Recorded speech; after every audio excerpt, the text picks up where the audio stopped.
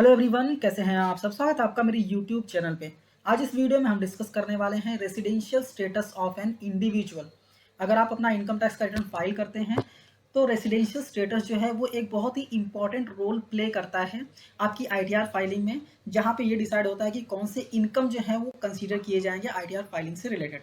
ठीक है, तो इस वीडियो में कंप्लीट डिटेल में डिस्कस करने वाले हैं कि आपको कैसे पता करना है कि आपका रेसिडेंशियल स्टेटस क्या है। तो वीडियो स्टार्ट करें इससे पहले अगर आप चैनल पर नए हैं, चैनल को सब्सक्राइब कीजिए, बेल आइकन प्रेस कीजिए। बेल आइकन प्रेस करने के बाद आपको ऑल पे क्लिक करना है ताकि मैं जब भी वीडियो को अपलोड करूं उसके नोटिफिकेशन आपको मिल सके।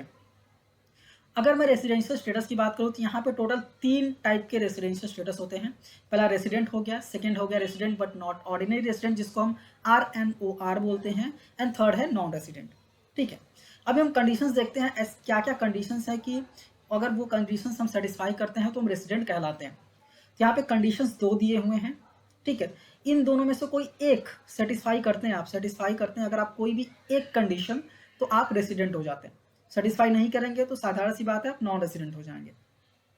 तो यहाँ पे मैंने B1 एंड B2 करके लिखा है, बेसिक कंडीशन 1, बेसिक कंडीशन 2। ठीक है, मैंने B1 B2 इसलिए लिखा है क्योंकि अगर आप स्क्रॉल डाउन करके नीचे जाएंगे ना तो मैंने यहाँ पे कुछ चर्चा किया हुआ है। B1 देखिए, मैंने यहाँ पे B1 लिखा हुआ है, इसके बाद मैंने यहाँ पे B1 B2 लिखा हुआ है, जिससे आपको समझ में आया कि ये जो B1 B2 है ना इसके बारे में मैं बात कर रहा हूँ।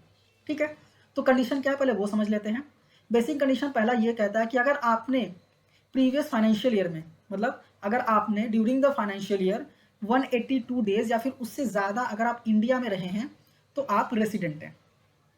अगर फाइनेंशियल ईयर में आप इंडिया में 182 दिन से ज़्यादा रहे हैं तो आप रेसिडेंट हैं।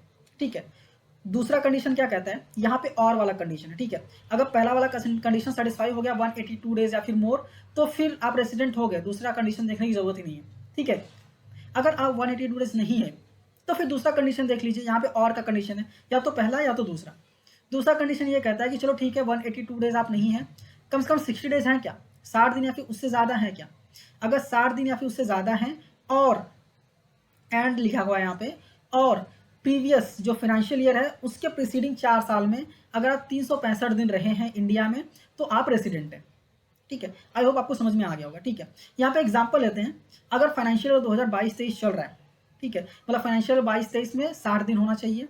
पहले तो 182 दिन देखिए, नहीं है तो देखिए 60 दिन है क्या, अगर हैं तो ठीक है। तो दूसरा कंडीशन ये देखिए कि 365 दिन है क्या प्रीसीडिंग चार फाइनेंशियल ईयर में। तो प्रीसीडिंग 4 फाइनेंशियल ईयर कैसा होगा, अगर 22-23 के लिए देख रहे हैं तो 21-22, 20-21, 19-20 एंड 18-19, ये प्रीसीडिंग 4 फाइनेंशियल ईयर होंगे। ठीक है, आई होप आपको ये क्लियर हो गया होगा। ठीक है, बस इतना देख लीजिए, अगर ये सारी चीज़ें परफेक्ट हैं तो कोई दिक्कत नहीं है। ठीक है, इसमें कुछ चीज़ें और दी हुई हैं। फर्दर यहाँ पे बताया गया है कि अगर एक इंडियन सिटीजन है जो कि इंडिया लीव करते हैं, मतलब इंडिया से बाहर जाते हैं एम्प्लॉयमेंट के लिए, या फिर क्रू मेंबर हैं किसी शिप का क्रू मेंबर है, या फिर इंडिया से बाहर जाते हैं एम्प्लॉयमेंट के लिए। दूसरा कहता है कि कोई इंडियन ओरिजिन है जो इंडिया में विजिट करते हैं। यहाँ पे 2 पर्सन के लिए बताया गया है, इंडियन सिटीजन जो कि एम्प्लॉयमेंट के लिए बाहर गए हैं या फिर शिप में क्रू मेंबर हैं।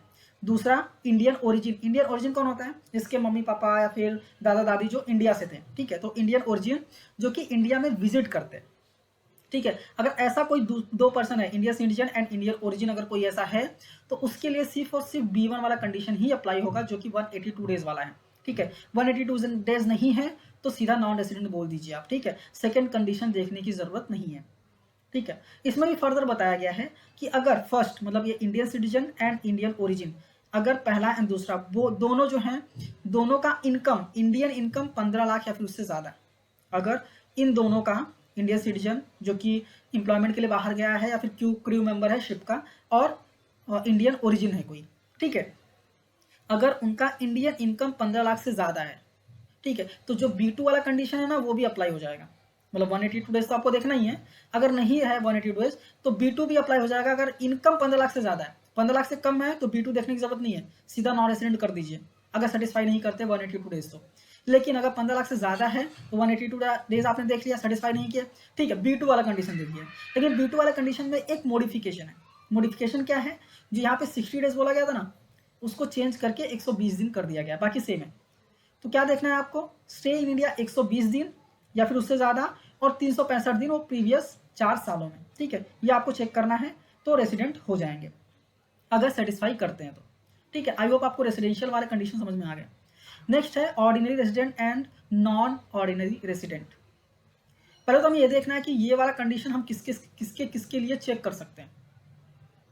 ठीक है, तो किसके लिए चेक कर सकते हैं। ठीक है, तो वो इंडिविजुअल जो रेसिडेंट बना है, कब बना है, इनकी वजह से। ये जो B1 और B2 लिखा ना मैंने, ये नीचे को छोड़ दीजिए जो मैंने अभी बताया, इंडियन सिटीजन, इंडियन ओरिजिन, इनको छोड़िए। अगर आप रेसिडेंट बने हैं B1 या फिर B2 की वजह से, तो आपको ऑर्डिनरी रेसिडेंट या फिर नॉन ऑर्डिनरी रेसिडेंट के लिए जाना है। ठीक है, अगर आप इन सब की वजह से बने, 15 लाख की वजह से, 120 दिन की वजह से, या फिर आप living India, crew member, Indian origin, इन सब की वजह से अगर आप रेसिडेंट बने हैं, तो आपको ऑर्डिनरी रेसिडेंट नहीं देखना है। ठीक है, नहीं देखना है। अगर आप B1 और B2 की वजह से रेसिडेंट बने हैं, तो आपको ये देखना है कि आप क्या ऑर्डिनरी रेसिडेंट भी हैं क्या। मतलब पिछले साल में तो रेसिडेंट है क्या, पिछले से पिछले साल में भी क्या आप ऑर्डिनरीली रेसिडेंट है क्या। ठीक है, वो कैसे चेक करेंगे, उसके लिए दो कंडीशन है, और ये एंड वाला कंडीशन है, मतलब दोनों कंडीशन सेटिस्फाई होने चाहिए। पहला कंडीशन ये कहता है कि must be resident in past 2 years out of 10 past preceding years. मतलब पिछले फाइनेंशियल ईयर तो हमने देख लिया आप रेसिडेंट हैं, लेकिन पिछले को छोड़ के बाकी जो 10 साल है उसमें से किसी 2 साल में आप रेसिडेंट होने चाहिए। दूसरा कंडीशन ये बोलता है कि पिछले 7 सालों में, फाइनेंशियल ईयर खत्म, जो पिछला फाइनेंशियल ईयर है, मतलब जो फाइनेंशियल ईयर में हम देख रहे हैं, उसके पिछले 7 सालों में 730 दिन या फिर उससे ज़्यादा आप इंडिया में रहे हैं क्या, तो आप ऑर्डिनरी रेजिडेंट, एंड तब आप बेसिकली ऑर्डिनरी रेजिडेंट कहलाएंगे। ठीक है, बट अगर आप ये दोनों कंडीशन मतलब सेटिस्फाई नहीं करते हैं, तो आप नॉन ऑर्डिनरी रेजिडेंट हो जाएंगे।